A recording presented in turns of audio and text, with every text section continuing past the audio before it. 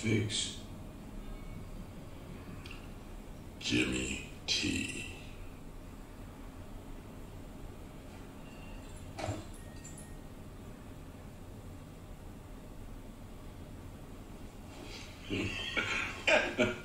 What's going on? What's up, baby? How you doing, man? Frankie? Welcome to Montreal. No, you looking good.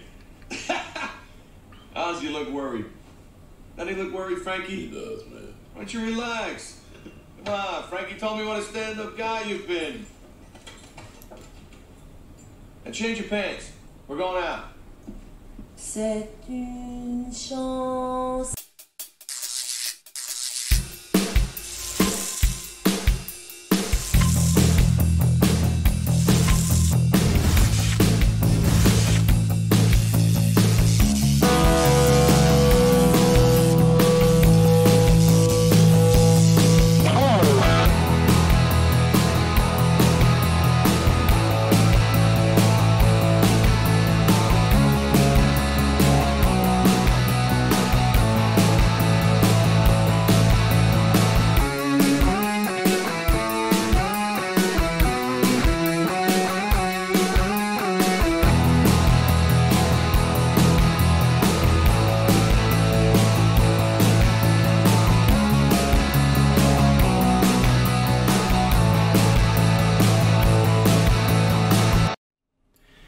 What's going on, ladies and gents in Cyberland? Coming back to you with another film review. This time moving on to a comedy slash, I guess you'd say crime drama, but more so comedy.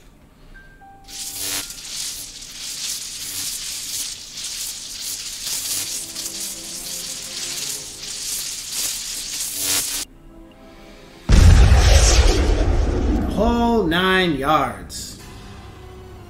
So, hold up. When did this film come out? Because I can kind of gauge. Ah, okay. Got it. So this film was another film that I was Marino Valley with my grandparents, and I happened to come across it, and I don't think I watched the film at the very beginning. I think I kind of came in like probably about a fourth into the film, and it was just something I put on pastime. It wasn't anything that was like, oh well, you know. It wasn't something I was totally trying to watch. But I knew Bruce Willis, I knew Matthew Perry, and I didn't know Mike. Oh, and I knew Michael Clark Duncan, and the reason why, because I had seen Armageddon previously to this point. And then I knew Kevin Pollak because I had seen him, and of course, in the Grumpy Old Men stuff. And Natasha Henstridge, I knew her face. I had only seen her in one film previously, it was Species, which I really wasn't that great of a fan of. But I knew her face.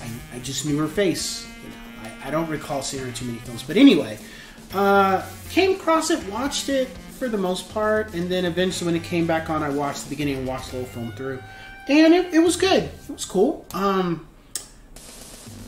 It was a comedy about a guy who's a dentist, and he lives in Canada, very miserable, very unhappy with his marriage to his wife, and he's kind of stuck to where he can't leave. He wants to leave her, but he can't because financially he'll already be in a worse situation than he already is. And he comes across a gentleman, Bruce Willis, Jimmy the Tulip, who was a contract killer in, I believe it was Chicago, and you know, he kind of gets intertwined with him a little bit, and they strike up a relationship. I wouldn't say they're friends just yet, but they do strike up a relationship, and things get a little bit more complicated as the film progresses, and Matthew Perry's character is just becoming... He starts to kind of grow more of a backbone, and it starts to realize what his purpose should be in life for himself.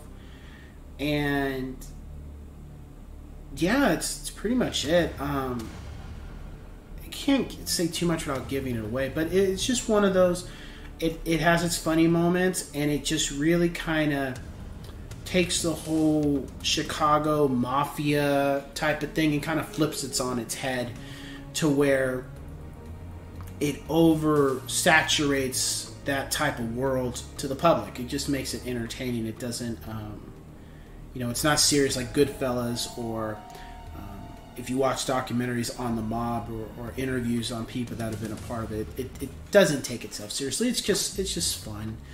I wouldn't be surprised if a couple of the mafiosos, the people that are involved in that world, I wouldn't be surprised if they watch this and just get a kick out of it and just laugh at it. Like, for them who are in that type of environment could find it funny. I'm pretty sure you could. My rating for the film is an 8 out of 10 yes sirs. There wasn't anything I didn't like.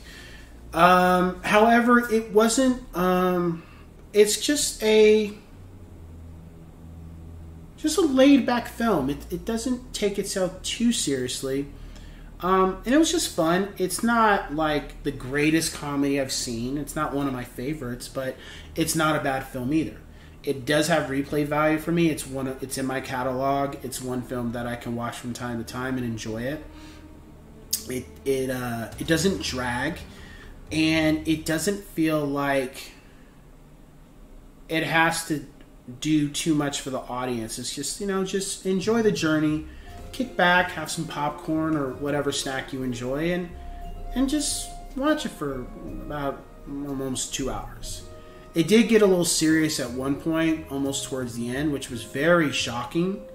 But it is what it is. So I would say, when you got some downtime and you just want to watch something with Bruce Willis, and he was great. He didn't have to, do anything out of the ordinary. But there is a part where he gets pissed, and it's pretty funny. But outside of that, yeah, check it out. I think you can. There's something you can enjoy from it, from whichever character you happen to gravitate towards. I enjoyed pretty much the ensemble. So with that being said, I will catch you guys on the next one. Take care.